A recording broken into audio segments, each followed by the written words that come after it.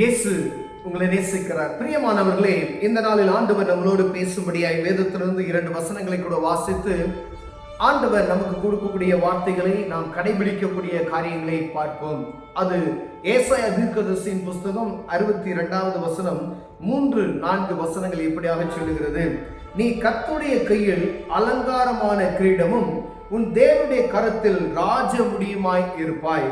நீ கைவிடப்பட்டவள் எனப்படாமல் உன் தேசம் இனி பாலான தேசம் எனப்படாமலும் நீ எப்சிப்பா என்றும் உன் தேசம் பியூலா என்றும் சொல்லப்படும். கர்த்தர் உன்மேல் பிரியமாய் இருக்கிறார், உன் தேசம் வாழ்க்கைப்படும். பிரியமானவர்களே, ஆண்டவர் இங்கே ஒரு வாக்குத்தத்தமான ஒரு காரியத்தை இந்த வசனத்தில் எழுதி வைத்திருக்கிறதை நாம் பார்க்க முடிகிறது. இந்த வாக்குத்தத்தை இஸ்ரவேல் ஜனங்களுக்கு ஆண்டவர் கொடுக்கிறார். இந்த ஜனங்களுக்கு ஆண்டவர் ஒரு புதிய நாமத்தை, இந்த மேல் வசனம் சொல்லுகிறது, கர்த்தருடைய வாய் சொல்லும் புது நாமத்தால் நீ அழைக்கப்படுவாய் என்று இந்த வார்த்தையை ஆண்டவர் சொல்லுகிறார். பிரியமானவர்களே, அப்படியான இந்த வாக்குத்தத்தத்தை நான் சுதந்திரித்துக் கொள்ளப்படும்.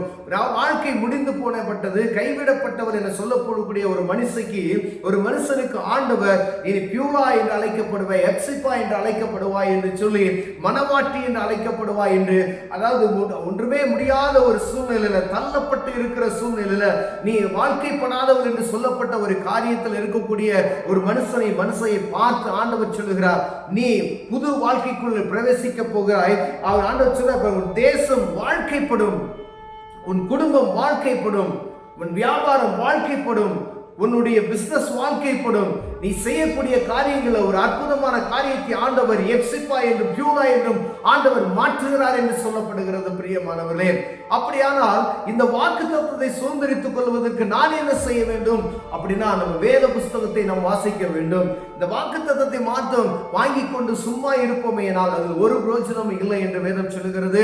நாம் அறிந்திருக்கிறோம், அநேக வாக்குத்தத்தங்களை வாங்கி கொண்டு இப்படிப்பட்ட வாக்குத்தத்தத்தை நாம் கையில வாங்கிட்டு இந்த வாஸ்தா மாற்றம் போதுமா அப்படின்னு சொன்னா, இந்த வாக்குத்தத்தத்தை வாங்கி நீங்க வாஸ்தா மட்டும் போதாது, ஆண்டவருடைய சத்தத்துக்கு செவி கொடுக்கிற இருதயம் எனக்கும் உங்களுக்குள் இருக்குமே ஆனால் இந்த வாக்குத்தத்தத்தை சுதந்திரித்துக் கொள்வதற்கு முடியும். பிரியமானவர்களே, அதற்கு முதல் வேதத்தை வாசிக்கும். ஒவ்வொரு நாளும் வேத புத்தகத்தை எடுத்து வாசிக்கும் பொழுது ஆண்டவர் உங்களோடும் என்னோடும் பேச பிரியமாய் இருக்கிறார். பிரியமானவர்களே, நீங்கள் ஜெபிக்கும் பொழுது ஒவ்வொரு நாளும் தேவ சமூகத்தில் அமர்ந்து அவரை நோக்கி பார்ப்பீர்களானால், ஏன்னா ஆண்டவருடைய ஆசீர்வாதம் ஒரு மனிதனை விட்டு வெளியேறும் பொழுது ஆண்டவர் ஆசீர்வதிக்கப்படாதபடிக்கு ஒரு காரியம் இருக்கிறது என்றால், ஆண்டவருக்கு நமக்கு உள்ள தூரம் எப்படி இருக்குது என்று முதல்ல நம்ம பார்க்கிறோம்.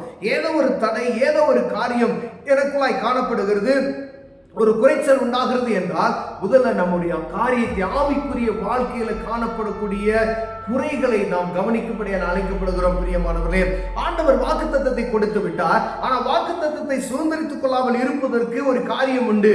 அப்படின்னா நான் சரியா இருக்கிறேனா, என்னுடைய வாழ்க்கை எப்படி இருக்கிறது, என்னுடைய நடத்தை எப்படி இருக்கிறது, என்னுடைய பார்வை எப்படி இருக்கிறது, என்னுடைய பேச்சு எப்படி இருக்கிறது, என் நடை எப்படி இருக்கிறது, என் உடை எப்படி இருக்கிறது என்று நம்மளை நாமே ஆராய்ந்து பார்ப்போமே ஆனால் ஆண்டவர் அதில் பிரியமாய் இருக்கிறார். நம்மை ஆராய்ந்து பார்த்து நம்மை சரி செய்யும் பொழுது, நாம் ஆண்டவருக்கு பிரியமாய் மாறும் பொழுது வாக்குத்தத்தத்தை நமக்கு என்ன செய்கிறார், கையளிக்கப்படுகிறது. பிரியமானவர்களே, நீ வாழ்க்கைப்படாதவளா என சொல்லப்பட்ட அந்த காரியத்துல நீ வாழ்க்கைப்படும், வியாபாரம் வாழ்க்கைப்படும், தேசம் வாழ்க்கைப்படும், குடும்பம் வாழ்க்கைப்படும், அழிந்து போகிற குடும்பம் என்று சொல்லப்பட்ட குடும்பங்கள் கட்டப்படும் என்று ஆண்டவர் சொல்லுகிறார். பிரியமானவர்களே, நீ பிரிந்து போகிற ஒரு குடும்பம் என்று சொல்லப்பட்டால் ஆண்டவருடைய சத்தத்துக்கு செவி கொடுத்து அவர் பாதத்தில் நீ அமர்ந்து அவரை நோக்கி நீ பார்ப்பே ஆனால் ஆண்டவர் சொல்வார், நீ எப்படிப்பட்ட ஒரு பிரச்சனையில பிரிய போகிற குடும்பத்தை ஆண்டவர் சேர்த்து வைக்க வல்லமையுள்ளவராக இருக்கிறார். பிரியமானவர்களே, நம்ம செய்ய வேண்டியது ஆண்டவருக்கு பயந்து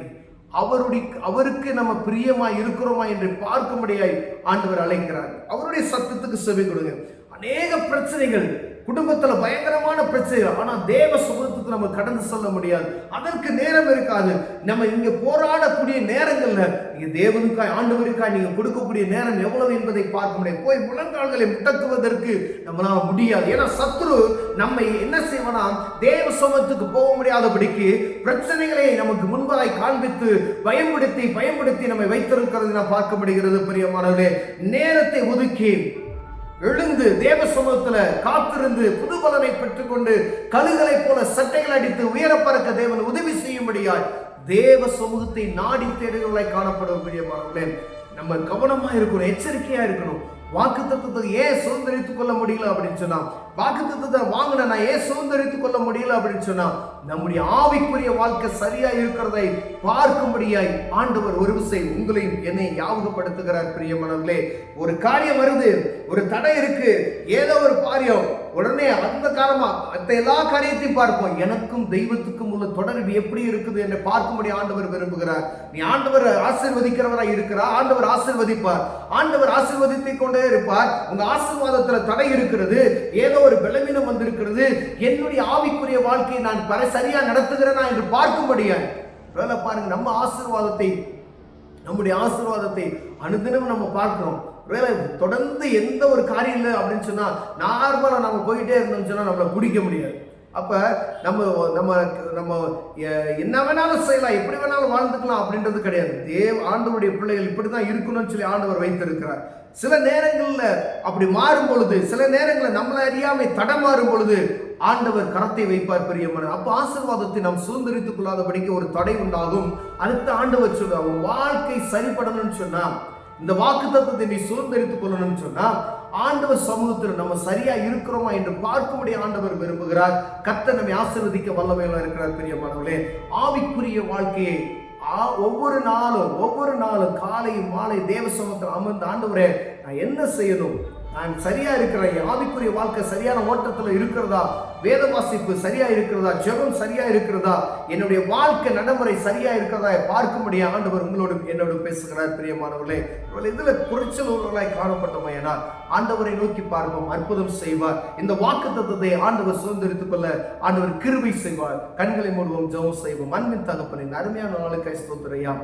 ஆண்டவரே, பியூலா என்று அழைக்கப்படுவது, எப்சிபா என்று அழைக்கப்படுவது இந்த வாக்குத்தத்தத்தை நாங்க சுதந்திரித்துக் கொள்ள, அழிந்து போகிற காரியத்துல ஒரு புது வாழ்வை உண்டாக்குற தேவன் நீர் இருக்கிறீரையா. இந்த வாக்குத்தத்தம் கர்த்தர் கொடுத்தது, சுதந்திரித்துக் கொள்ளாதபடி காணப்படுகிற தடைகள் எல்லாம் எடுத்து போடுங்க. நோக்கி பார்க்கிற இருதயத்தை எங்களுக்கு தாங்க. இயேசுவின் நாமத்தில் பிதாவே, ஆமென்.